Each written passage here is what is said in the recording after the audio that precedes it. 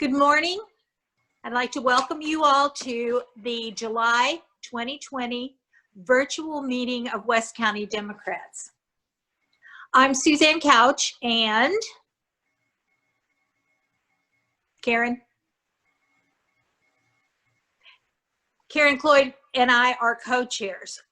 We'd like for you to know that the West County Democrats Board has been working virtually during the pandemic to find ways of getting important political information to you. We know that this may be the most important election of our lifetimes, so we want you to be the most informed voter you can be. We'll continue to work through the virtual meeting venue until we feel we can safely meet in person, and we'll keep you updated on our progress. Please be aware that we are recording this meeting and it will be available on YouTube. If you have questions for our speaker, please type them into the chat box so that we can ask her at the end of her speech.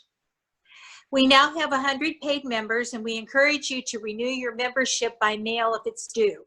The complete membership report, as well as the treasurer's report, will be available with the minutes of this meeting online. We now have Elaine Elchumi, program chair, to tell us about coming events. All right. I'm so glad to see so many of you, and that this Zoom has come along at an ideal time for us considering the things that we're coping with. For July, we will have Nancy Price. She's a member of the executive board of the League of Women Voters, Metro St. Louis. She's in charge of their Speakers Bureau, and she should be able to answer a number of questions that have come up for giving us clear and timely directions and procedures for participating in the August primary and the November general election. We've sent out a number of other requests, and I'm waiting to hear back from some previous speakers that we've enjoyed who are very knowledgeable about politics, both nationally and particularly in the St. Louis and Missouri area. I'll update you about that. So far, we do have our August guest speaker confirmed, Dr. Dave Robertson from UMSL, who's spoken to us before and often appears on local television to give his insights on political happenings in the area. We're very fortunate that it just happened that when I contacted him, he's retiring from UMSL as of September 1st and isn't sure what his future plans are. So we're lucky to have him in August because he sounded to me like he might be moving on. I also would just like to mention, please keep Circle of Concern in your thoughts. They're dealing with a lot. And if you can't drop off food for them, which obviously could be a problem, sending them a little check now and then would be greatly appreciated by them because the need is greater than ever. Anyway, we're really pleased that all of you could join us, and I'll turn this back over to Suzanne. Thank you. All right, is Trish Gumby here? Trish Gumby is our Democratic state representative in Missouri's 99th district, and she wanted to make an announcement. Is she here, Mark? She is. Okay. I'm here. Thank you. I appreciate the opportunity, folks, to be with you virtually. I know all of you are likely involved in one way or another in some campaign, whether phone banking, doing postcards, sending money. So keep that up. This is a unique time, obviously. We are all trying to come up with creative ways to reach our voters. So I just want to say on behalf of all candidates who are running, whoever you are supporting, please do so generously. We are most likely going to have to really use a lot of mail this go around because people won't be out knocking doors. And so that costs money. One mailer for me costs $5,000. So that just gives you a sense. And in my race, I had 5 negative mailers that were used against me. So I'm just telling you, be generous with whoever you're supporting.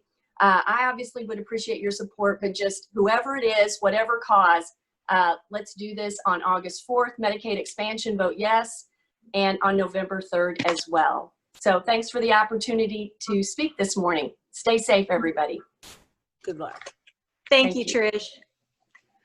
All right, Glenn Koenen is our man on the spot with the legislative report. And if you want the transcript of this report, it is available online and it is posted now. Glenn? Good morning. How many here remember Johnny Carson?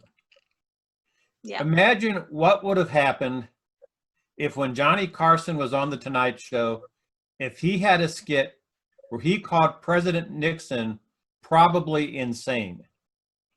And yet a couple weeks ago, after the Oklahoma fiasco for Trump, Stephen Colbert did an opening with new words to the song from Oklahoma. And one of the lines was, "and a president who is probably insane." And that didn't get a second look in the media. That's the world we're dealing with now. It's virtually impossible for a government to function when the person at the head of the government is so narcissistic and so, can we say, misguided?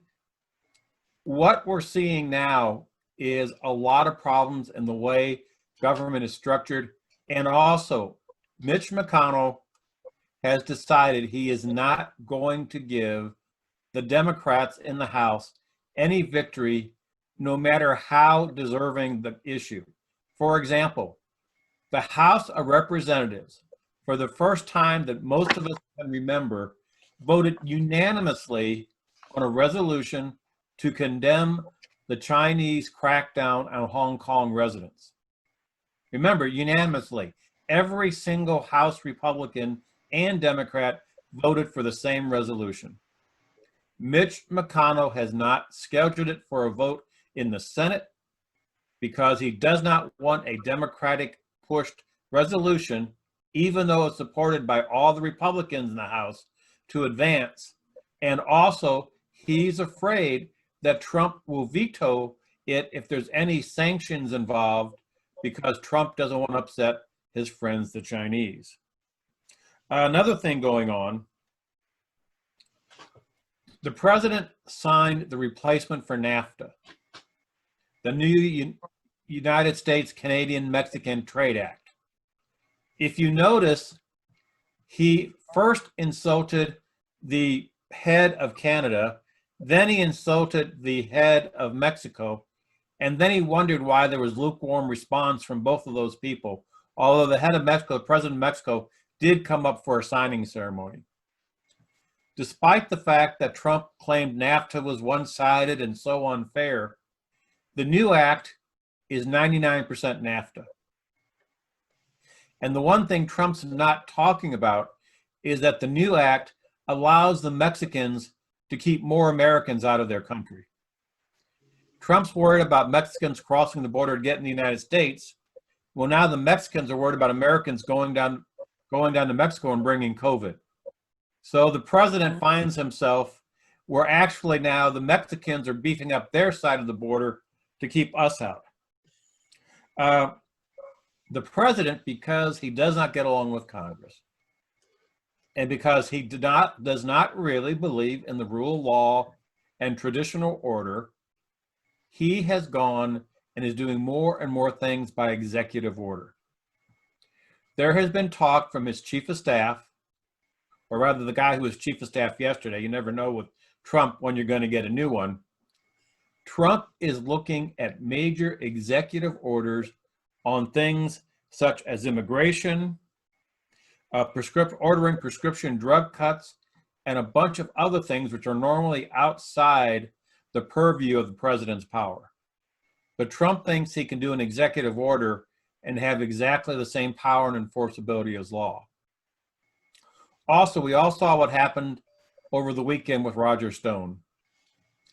Even though Bob Barr, the Attorney General, probably Trump's biggest fan in Washington, suggested to Trump that commuting Roger Stone's sentence before he had even gone to jail was not the right thing to do, guess what happened?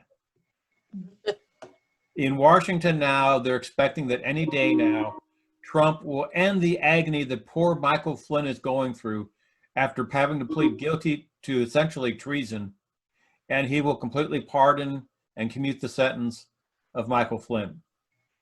And that's it. If you're loyal to the president and he likes what you're doing, even if it's illegal, in Roger Stone's case, even after a jury had said that he was guilty, the president, with the wave of his hand and a stroke of a pen, can undo that. Now, while all this is going on, Trump's people have not forgotten their great mission to destroy the government from the inside out.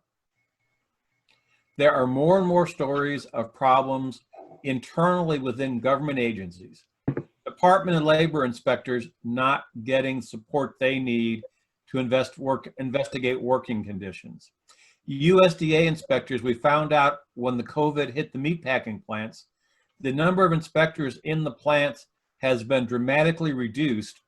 And instead of writing up citations, they're now supposed to work with the meat processors at a common understanding. In other words, instead of enforcing the rules, compromise with the meat packers on how they run their operation. We're seeing more things too at the EPA on pollution. We may not have an effective EPA by the time Trump's first term is over, because time and again, they're allowing more and more pollution into the atmosphere. They're not enforcing the rules that are there. And let's not even talk about the federal deficit.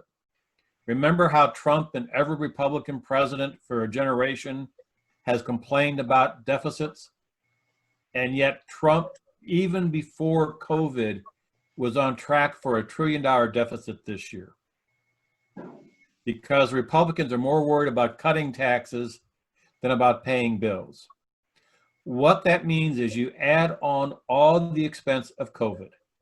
And the economists are saying COVID is like a war. It's one of those things you have to spend money on. You have to take on debt. But our problem is our deficit is now going up. Probably could go up as high as $4 to $5 trillion this year. And while we're a prosperous country and deficits aren't as bad as some on the right say, it's not good to have your income so much lower than your expenses for such a long time. Remember, every dollar we borrow now, we're probably going to pay $5 or $6 in interest over the next 2 generations floating that debt, which is great if you're buying government bonds. It's bad if you're a taxpayer who's having to pay for those bonds. Now, remember that all the things we did for the pandemic, starting in March, like the extra $600 per week to unemployed workers, that runs out at the end of this month. And hour by hour, what's going to happen seems to change. The original position of Mitch McConnell and the more conservative people in the Senate was that they were not going to renew the bonus payments to the unemployed because they decided too many people were making too much money sitting at home watching TV and playing video games than working, and that was a disincentive to go out and get a job. It's very possible that that $600 bonus money will go away. The problem is, if you've been following the news on unemployment claims, people are still losing their jobs by more than 1 million a week. We're also seeing structural layoffs in many industries. They know that when they come back, they're not going to be as busy as they were before. The one place that's going to be very prominent is the auto industry. People are not buying many cars during the pandemic. The auto companies are not producing many cars, and it's expected that Americans will buy fewer cars over the next several years because they're getting used to driving less, doing more from home, and not spending a lot of money. You take the fact we're going to have a lot of people who are going to be losing part of their income, or in some cases, the bulk of their income, plus the fact the economy is still not recovering. It's going to be a rough time, and even some people who have secure jobs now, those jobs may not be secure in 6 months or a year. Recessions are nasty things. They drag on, they go through spells. In the 2008-2009 recession, the recession officially ended in 2009.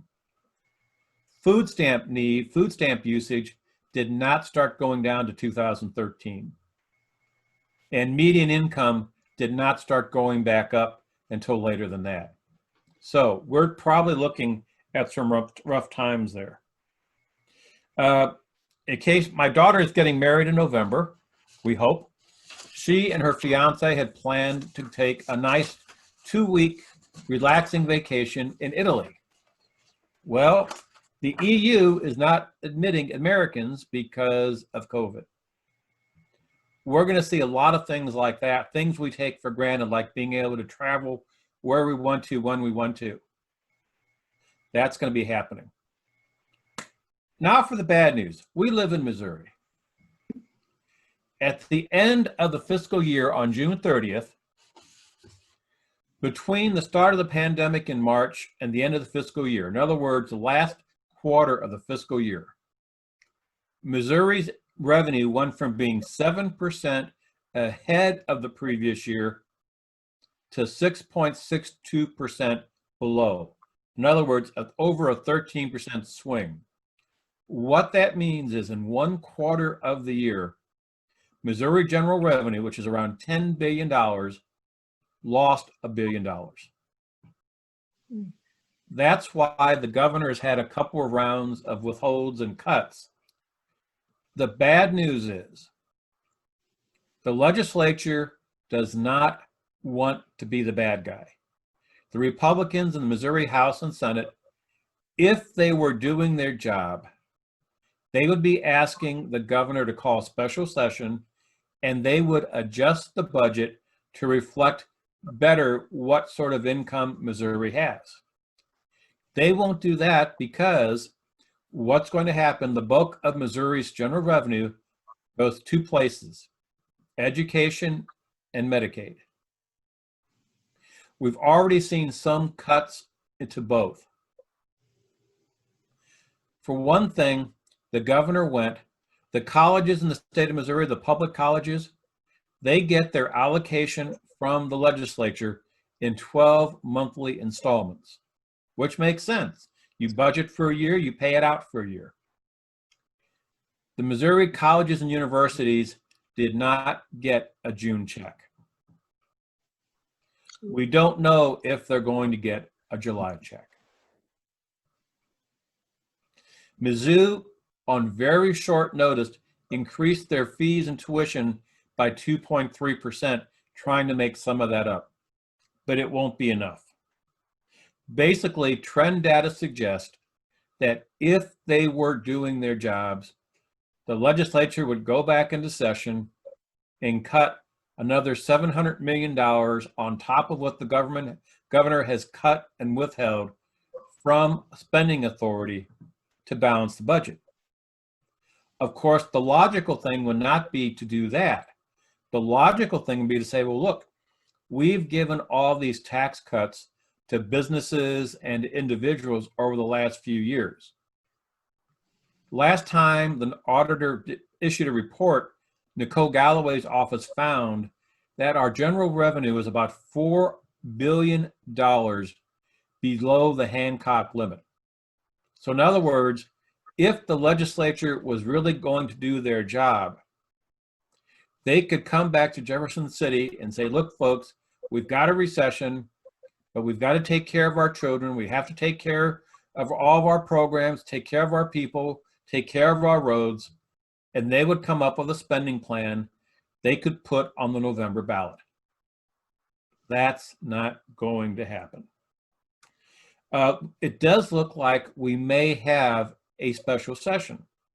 There were like 5 or 6 topics suggested. Liability protection from COVID. The Missouri Chamber of Commerce and Industry is afraid Missouri corporations are going to get sued, especially in tourist areas, for spreading COVID in areas where people don't use masks, for not using standard precautions. That's not going to happen. Budget adjustments aren't going to happen.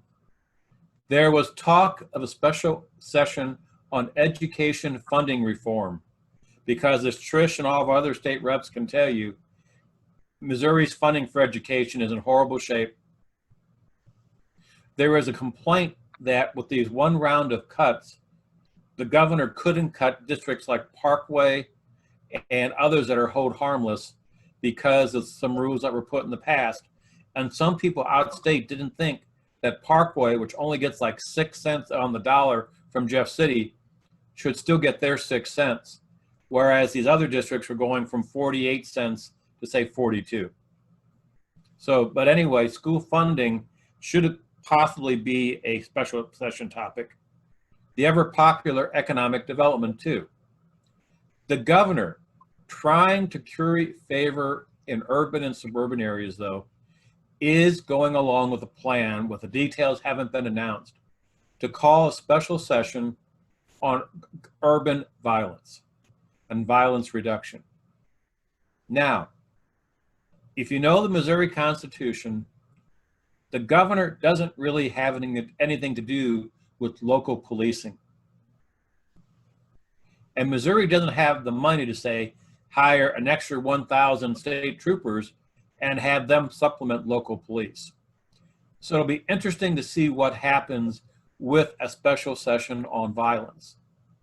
Remember, the governor signed a bill, which even some Republicans said, because it was going to impose harsher penalties on some crimes and create a couple of new crimes, the governor signed that bill even though the experts in the bureaucracy said, yes, this could cause an increase of 2,500 people in our prison system, and that would require the construction of 2 new prisons over the next 5 years at a cost of around $500 million per prison.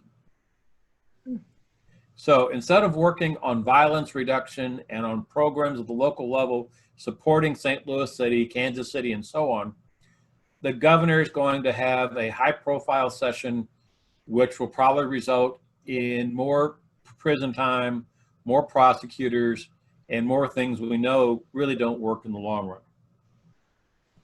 Now, unfortunately, the legislature passed many fewer bills than they usually did. By the end of the session, only 34 bills got to the end of the system, including the appropriation bills. However, what they did this year, more than usual, is they combined tons and tons of separate bills into single bills. For example, Senate Bill 1692 started out as a very small bill, but they added over 24 other bills to it. So it now covers everything from having a Deaf Services Awareness Month to allowing pharmacies to dispense drugs without pharmacists. This one strikes close to my heart because my wife's a pharmacist. Under current Missouri law, you have to have a pharmacist there on the scene when you buy your prescription. So if you have any questions, you can ask the pharmacist. Under the law, which will now take effect on the 28th of August, instead of a pharmacist in the pharmacy, you can have a pharmacy intern working under the remote direction of a pharmacist in another location who may supervise 2 separate pharmacies besides the one they're at, and they will allow that to happen. This is a bill Walmart really wanted because Walmart can't get pharmacists to work in small towns in Missouri, Arkansas, and other places. Pharmacy interns traditionally are young people who are in the process of studying to become pharmacists, which means they're not available full time. Probably the next thing we're going to see next year is a new definition of pharmacy intern that basically is a pharmacy technician, which you pay $25 and pass a background check. Probably by this time in 2022, we'll be looking at places where you go and get your drugs and there's nobody there with a pharmacy degree who has seen the drug, seen the prescription, other than to remotely verify it. That's the type of thing the Republicans have been doing with their supermajorities. And again, this was one of like 24 bills tacked onto a simple little bill. So there's a lot of stuff we're going to be finding out over the next few months with all these bills that got passed. talking to people around the state, despite the fact the Republicans are led in Washington by a man who, as Stephen Colbert says, is probably insane. The expectation is that Missouri is right now Trump country. It is possible Biden will prevail. It is possible if Biden prevails in Missouri, that will help Nicole Galloway's chances. Nicole Galloway is very competitive right now, but it's still an uphill battle. However, no one expects there to be major changes in the composition of the legislature. We are going to have a situation where it's estimated that Medicaid expansion in August is going to pass by probably 10 or 15%. Then in November, people are going to turn around and re-elect the people who fought Medicaid expansion. They're going to re-elect the same Republicans who have been cutting taxes, starving schools, starving roads, and who are against Medicaid. To show you how deeply against Medicaid Mike Parson is, our accidental governor, in one of his cuts, the Department of Social Services oversees Medicaid. We know they're going to see at least 300,000 more people qualifying for Medicaid after Medicaid expansion. With Medicaid expansion and all the attention and the new regime and the new rules, we're probably going to see most of those 100,000 kids who were kicked off Medicaid getting a chance to come in. In preparation of that, Governor Parson is laying off 200 middle managers at the Department of Social Services. He's redlined funding for computer enhancements for DSS.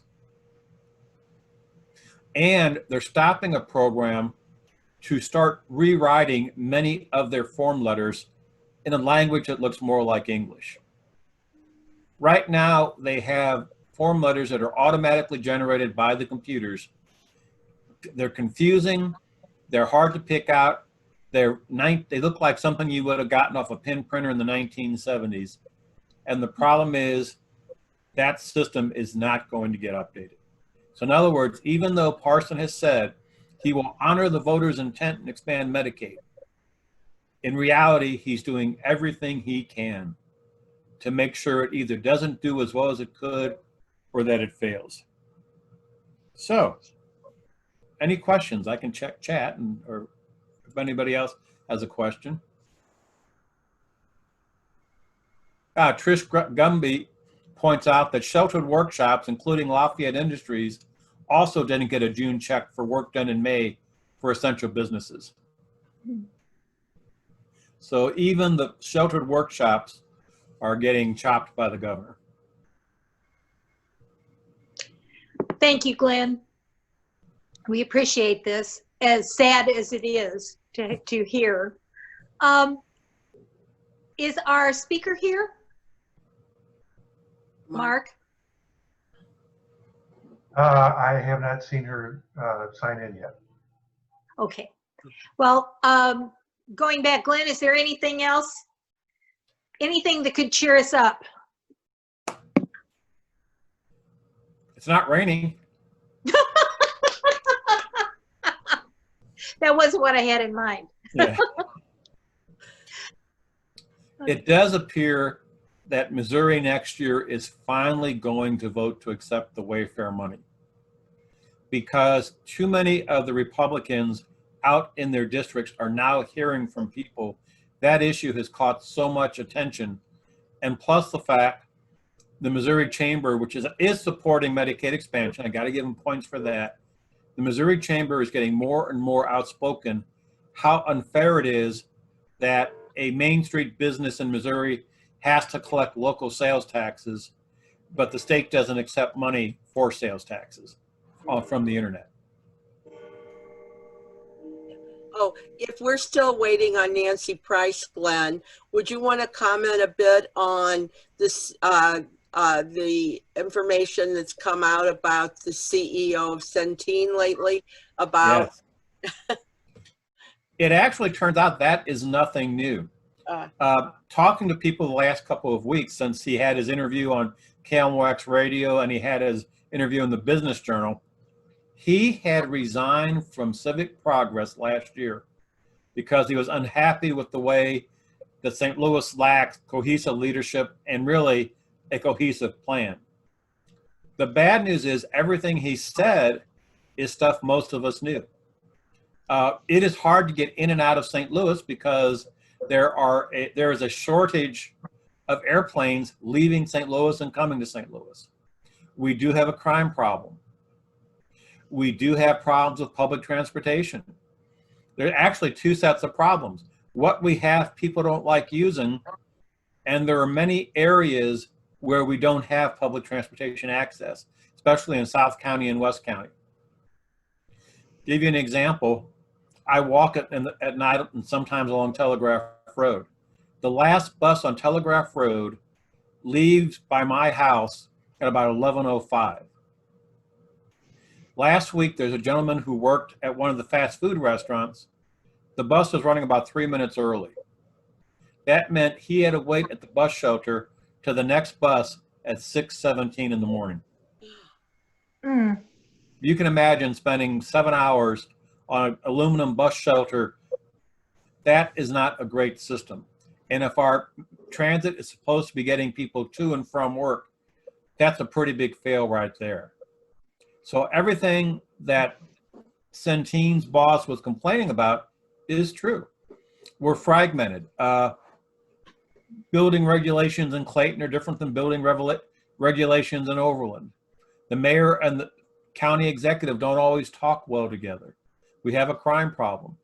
And he's right. We're not going to be attracting more people.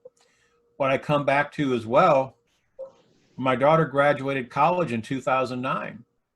Of about 12 young ladies she hung out with, only 2 of them are still in the St. Louis area. Her and another one whose family's in the car business. All the rest, 10 of those young ladies took jobs other places in the country. So it's probably right when he says he can't attract good people to St. Louis.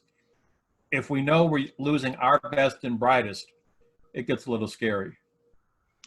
Glenn, do you want to talk a little bit about Proposition C? Yes. Proposition C is a St. Louis County item. It has a bunch of bits and pieces. Some of it is good, some of it not. It's really too complicated to summarize. Most of the people I know like parts of it, but don't like other parts of it. It's making changes to how county government works and so on. I would suggest that everybody, you can go online to the St. Louis County Board of Election Commissioners and read not just the ballot summary, but read the whole proposal. Because this is one of those things you're gonna have to do your own research. There's no quick and easy summary of it. I don't like it, but then again, I've been thinking we should have had a major revision to the county charter years ago. Our county, if you've ever seen the Missouri Constitution, it is so cut and paste, it's really sad. The county charter, unfortunately, is a lot like that too. Some of these documents need to be reviewed and updated on a regular basis just to get rid of a lot of the ambiguity, just to make them read better, and also to make them more logical.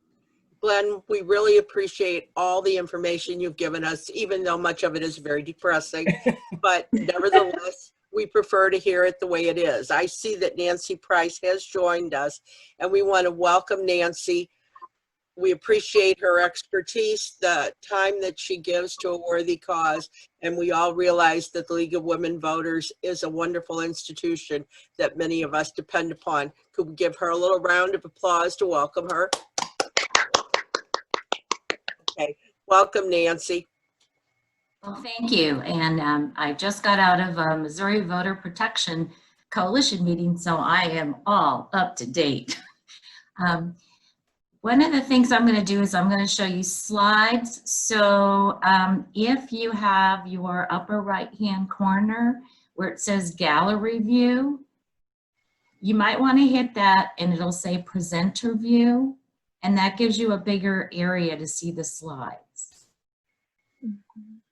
I'm looking. Up at the top right next to exit full screen, there's gallery. Mine said speaker view, and I hit that, and then gallery view came up after that. So some of you might see it that way. Yeah, speaker view is what you need on a Mac. Yeah. Okay. So anyway, let me pull up my slides. And so Nancy Price, and I'm with the League of Women Voters of St. Louis, and we are part of the Missouri Voter Protection Coalition. Many of you are very familiar with the League. I know there are many members in this group. So let me pull up my slides.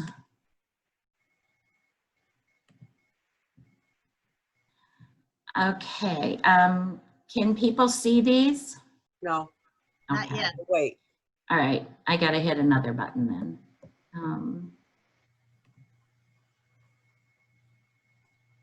Oh, that's what happens when you jump from one meeting to another. So you can't see them. You can't see them yet. There's a share screen down at the bottom. I'm sorry? There's a share screen button at the bottom. Do you see that? Yeah, my thing is I have to preload my presentation, and let's see.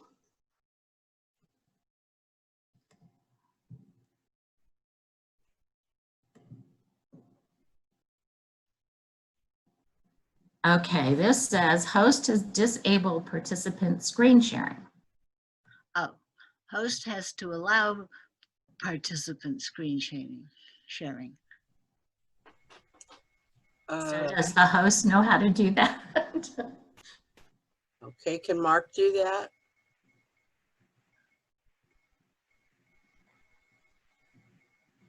Mark, are you there? Yes, I'm here. Good. I'm trying to figure this out. Okay. Because I've done this where I was the host, but I haven't shared my slides when I wasn't. Okay, I'm going to make you the host. The host has to give you permission. All right, hang on.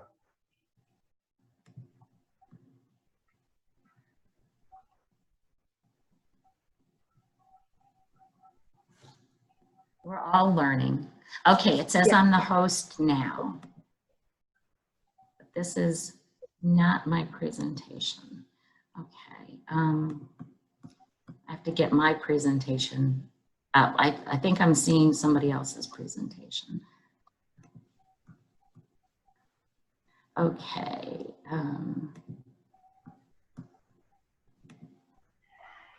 Now do you see slides? No. No.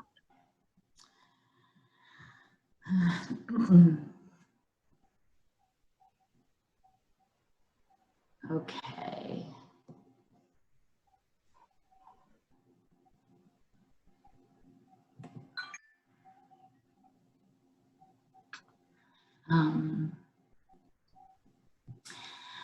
Ooh.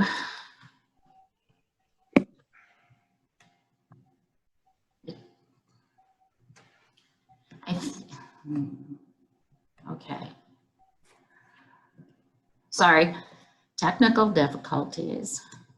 All right, so you usually have to load your slides before you start the call, so that might be the issue. I think you should be able to, even after it's started. Well, slideshow, set up slideshow, and then it should say from the beginning. But you're not seeing them. Not yet. Did you click on share screen now that you're the host? Okay, let's see.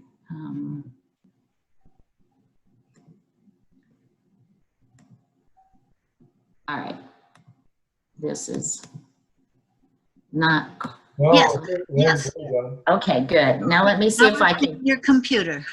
Yeah, let me clean this up a little if I can. Once you start the show, it should, instead of, we're seeing it like before you've started your slideshow. Okay. All right, so,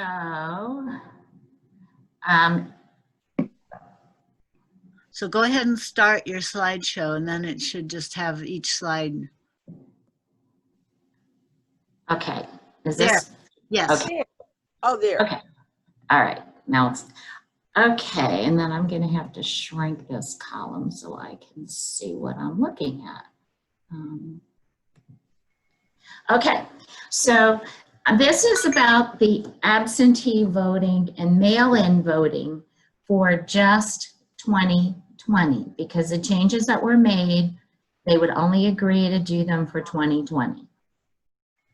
So it might get confusing, but that's where we are. Here are the voting dates. Oh, it looks like someone's trying to get in. All right, so here are the voting dates for August 4th, was going to be the primary. You are going to have to request a ballot by party or nonpartisan, because some people get real bent out of shape about who's asking me about my party. It's going to have Proposition C, which is changes to St. Louis County Charter, and then Amendment 2, which is Medicaid expansion. And then in November, there'll be the presidential election with Amendment 1, which is state executive term limits, and Amendment 3, which is redistricting, all those things that were covered in Clean Missouri. So these are the 2 elections that these will cover. All right. Now it won't let me change my slide. Oh, come on.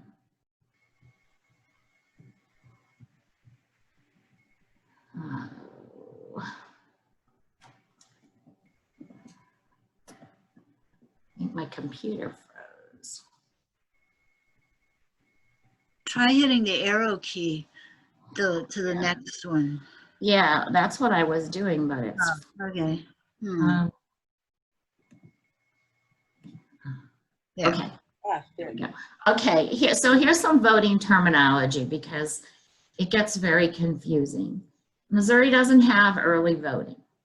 You can vote early, but it's not early voting.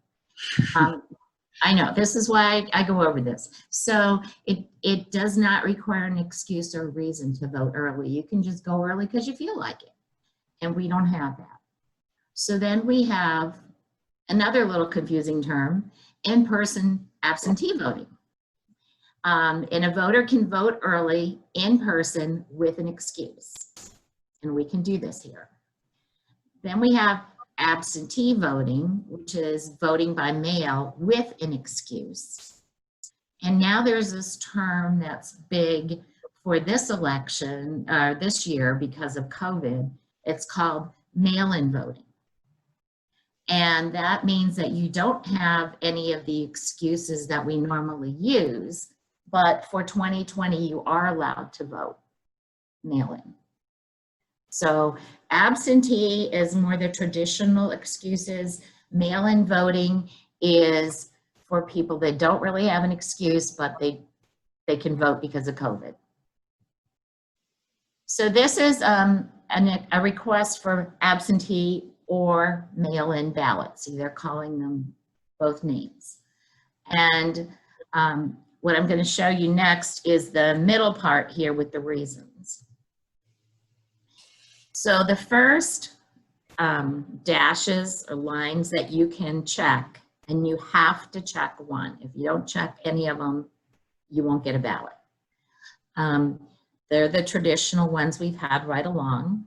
If you're absent, incapacitated, or if you have permanent disability, religious, employment, address confidentiality, incarceration.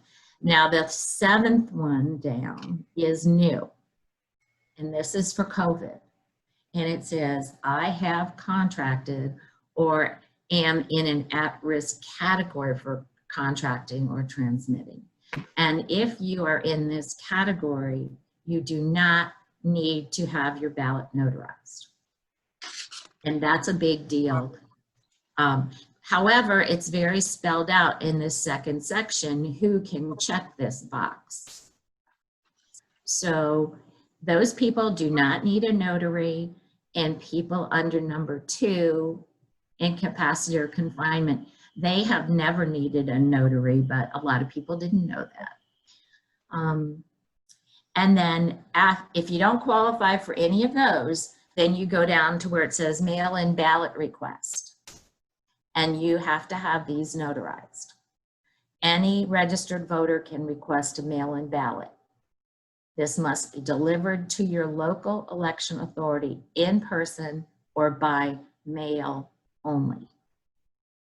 So you cannot go and vote at an early date if you have a mail-in ballot. Mail-in ballots are treated differently than absentee. So, oops, didn't mean to do that. This is from the Missouri Voter Protection Coalition, and it looks complicated. It is complicated, but it's also the simplest version I could find of the way this all shakes out. So in the very top, if you're confined, ill, at high risk of COVID, you can vote absentee with no notary. If you're a permanent absentee voter, you can do no notary. Military always votes by mail. All other voters can vote by mail in 2020, but you need to have your ballot notarized. And when they say notarized, there's got to be a seal on the outside of the envelope. So some people are saying maybe I could do this online. There's no such thing in Missouri because it has to have that notary stamp on the envelope. So if you are confined, then you can vote absentee. Excuse number 2, you don't need a notary, and you can ask for a ballot, email, fax, in person, by mail. You have the most choices. The deadline is the second Wednesday before Election Day, which is July 22nd for the primary, October 21st for the general. And I will tell you, do all of this early because the mail is going to be slow. And if you don't get your ballot in by the day that the election day is, it will not be counted. That's state law. It doesn't matter if it's skidding in on 2 wheels the next day, it will not be counted. So it's very important not to assume quick turnaround on the mail. And you can return your ballot in person, which would mean you go to like Northwest Plaza or a satellite place, or by mail. And also the voter can do it or a close relative. And if you go to the St. Louis County website, they'll define close relative. They want to avoid somebody bringing in a carton of mail-in ballots. And the ballot must be received by close of polls on election day. And then there's the second, which is the new one, this big block in the middle. And basically it's got all the same rules. And then everybody else is down the bottom row. And it's called vote by mail. And you must have, you don't need an excuse, but you do need to check a box saying you want a mail-in vote. You do need to have it notarized. You can take it in person or by mail. And same things apply as far as timing. Does anybody have a question about any of that? I have a question. Sure. I received a letter from St. Louis County with 3 applications in different colors, one for the June, one for August, and one for November.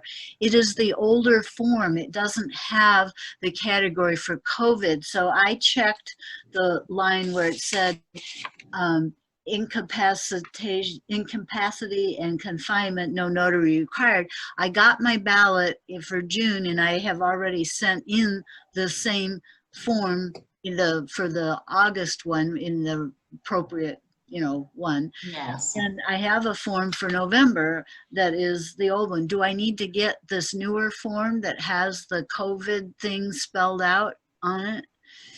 Because they mailed these to me because they knew I was over 60. I Yeah, didn't request it. I got the same thing, and I have mailed in, I got my first absentee, which I had actually already ordered. The ones for August, they started mailing out the absentees July 1st. So you need to turn that in. I would just go ahead and mail it in. I've already mailed it. I just, it's an It should be fine. older form, right? Because they sent it to you, and it might have had mine had a stamp on it, said no notary required. The envelope, yeah, the letter that came with it said that, yeah. Yeah, so I would not worry about that Okay. because I called today and checked, and mine is in the mail. So Thank you. if you want, you can call the St. Louis County Board of Elections and say, has mine been mailed? Because they started mailing them out July 1st. Thank you. Okay. Now it doesn't want to move again. That's my computer. Okay. There is a court case. This last line, I just found out, forget the last line because I was just on a call. But what Missouri Voter Protection Coalition has NAACP, League of Women Voters of Missouri, as clients. We're not paying them, but they have challenged the notary requirement for any ballot for 2020, saying that basically if you don't feel safe going to the polls, then you shouldn't have to go out and get their mail-in ballot notarized. They've had some preliminary, the judge split it and he said for August, that's the way it's gonna be. But he's still gonna pursue a court hearing for whether or not we can get them all removed for November. But it's in court. So Missouri absentee and mail-in ballot request form, it has to be in the local election authority by July 22nd. And for for the November by October 21st. And absentee requests, these are the ones, the traditional ones or the COVID excuse, can be submitted by fax, email, mail, or in person, but mail-in ballot requests, it has to be mail or in person. And as I said, it's Missouri law. If they're not there by 7 p.m., they're not going to be counted. And we know that the post office is going to be crazy. So here are some satellite offices that will be open in the county in August, for the August 4th elections. So if you don't want to go to the last one on the list, which is the Board of Elections Northwest Plaza, you can go to one of these. I would call and make sure they're open because they have different hours. And this is directly from the county website, but I wouldn't trust that you can walk in any of them and they'll be open. I'm not that trusting. And then someone had asked a question about spoiling absentee or mail-in ballots. Spoiling is when you get an absentee ballot or a mail-in ballot and you decide you want to vote in person. So you can take that ballot, but you have to take it with you to the polling place and surrender it. So you're not really casting it, you're turning it in. And then you can vote in person. Also, if you do go, say you ask for a mail-in ballot and it never shows up, you can go to the polling place and they will ask you, most likely, to vote provisional. And what will happen is that ballot will be counted as long as there's no absentee ballot that's been cast. Because absentee ballots have to be in by the end of the day, election day, So if they don't have an absentee, then your provisional will count. I know provisionals are kind of scary. Also, Missouri Voter Protection Coalition is creating a notary coordination hub. And if you're a notary and you want to be part of this, you can do that. If you want to have your ballot notarized for free, you can contact them. And this is being created. They thought they might be able to get rid of the notary requirement. What I've heard today is that if you have an absentee ballot, then you can get your ballot notarized for free. If you have a mail-in ballot, which is a special little section they created, there's no prohibition on somebody charging you to notarize it. Now, if you go through the notary hub, it's probably going to be free. I would assume it would be because these are volunteers, but you do have to get things notarized. And these are the office hours for the Board of Elections. There's an absentee ballot department. This is something you might use for other people, but nursing homes division, if you have at least 10 voters minimum, you can ask to have them come to your nursing home. But they do it from 4 to 2 weeks before the election.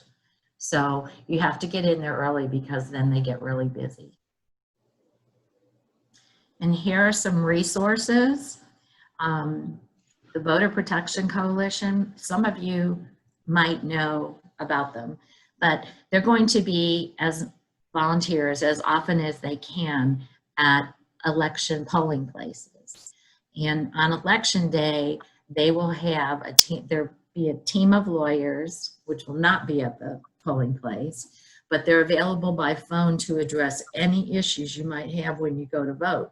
So if you have an issue, you can call this 866-OUR-VOTE, or if you were at a polling place and someone's been turned away, like I saw one lady, I was working for a petition, and one lady, I saw her go in 3 times. And she left twice. And the 3rd time she came out, I asked her if she'd gotten to vote and she explained to me, and she did finally get to vote. But don't leave without voting. Tell people about this number. We're going to try to have maybe people in cars with this number in the window. We used to have people with palm cards to hand out, but it's the COVID thing. So that is the end of voting in COVID. Let me see if there's anything that I just heard. The Missouri Voter Protection Coalition, which is doing the court case, is looking for examples of voters who have had a problem getting notarized. So if you know somebody that's got an issue with that, have them call that 1-866 number. And I'm happy to give you a copy of this and you can share it amongst yourselves. There's nothing proprietary about it. Are there any other questions?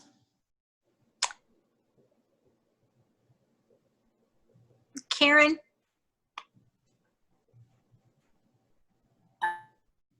Karen, are I you have going? a question.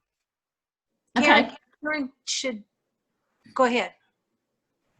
My question is, if the polling places lines are very, very long, is there any accommodation that you know about making the polls later or something to help the people who've been standing in line for hours if it's long?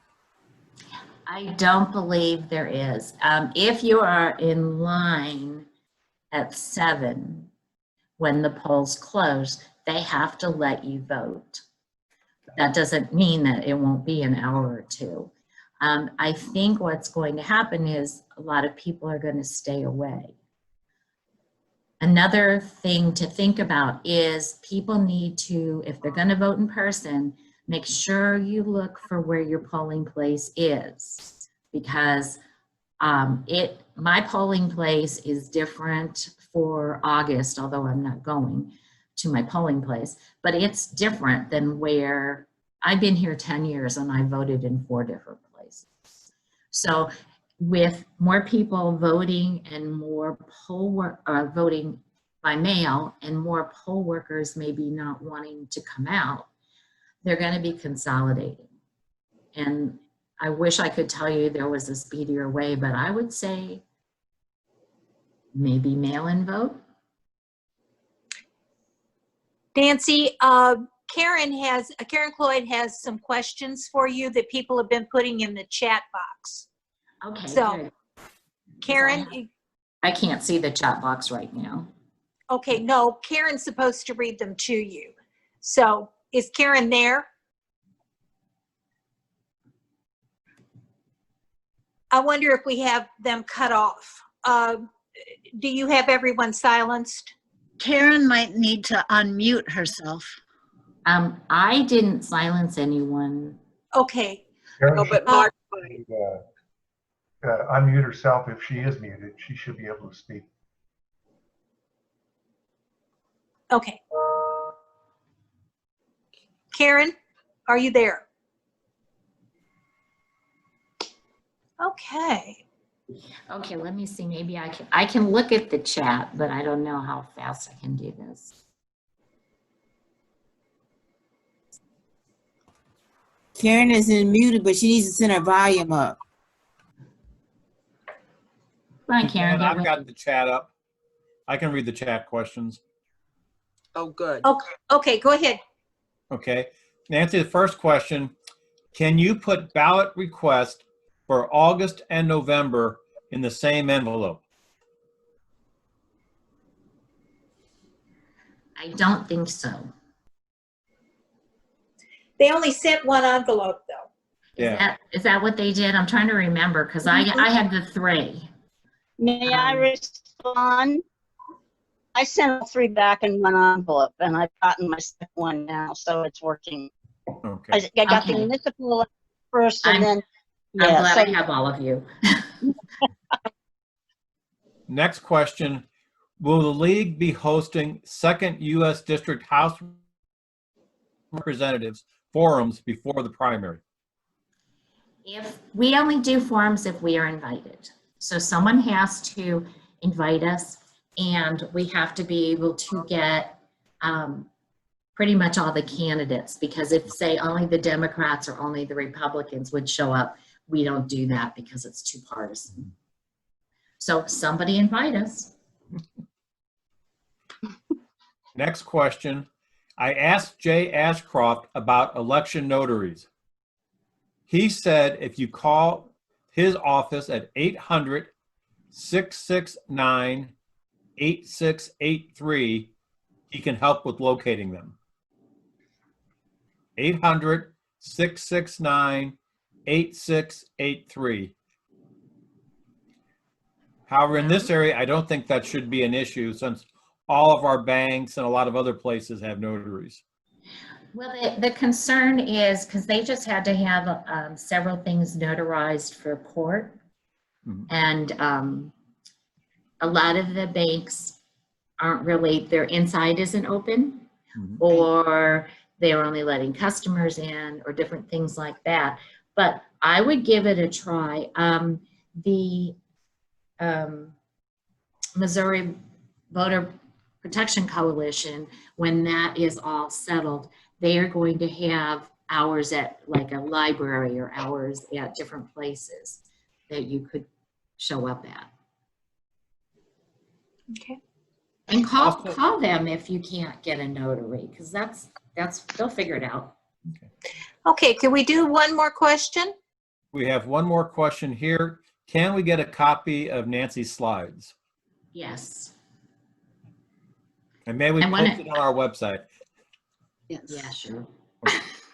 It's nothing proprietary. Okay. Well, thank you so much, Nancy. It's been wonderful to get this information because a lot of people are very confused about how to do these things. Glenn, you had a breaking news announcement you wanted to make? Yes. We've talked many times about how bad the computer systems are in the state of Missouri because they haven't invested in technology. The computer system for unemployment insurance went down yesterday. And it's still down, and they don't know when it's going to be working again. The problem is around 150,000 people. Last week, they had to start making their work contacts and reporting their work contacts and other information so they can get their check for this week. With the system down, that means they have to call those in. So instead of being 5 minutes on your computer, we're probably going to have people on hold for hours and hours trying to get their unemployment this week, all because of the fact the state has not updated their computers to do what they should have done decades ago. So Missouri's being cheap strikes again, and it's going to hurt families. All right. Thank you. I have a And thank question. you all for, I'm Sandra? sorry. I have a question for Glenn. Mm-hmm. Glenn, do you know if the polling places are changed? Some states are changing the polling place. Do you know if Missouri's having that problem? Yes. Yes. In the June election, they had 3 polling places in South County combined to 1. Fortunately, they still had a low turnout, but we would theoretically could have had over 3,000 voters at one polling place equipped to help 2 people at a time. That could have been really bad. I expect that's what there's going to be. And we're hoping there'll be a good turnout for Medicaid expansion in August. All right. Thank you so much for being with us today. And thank you for all of this good information. Everyone, we're adjourned. Bye-bye. Thank you Bye-bye. for having me. Hi. Hey.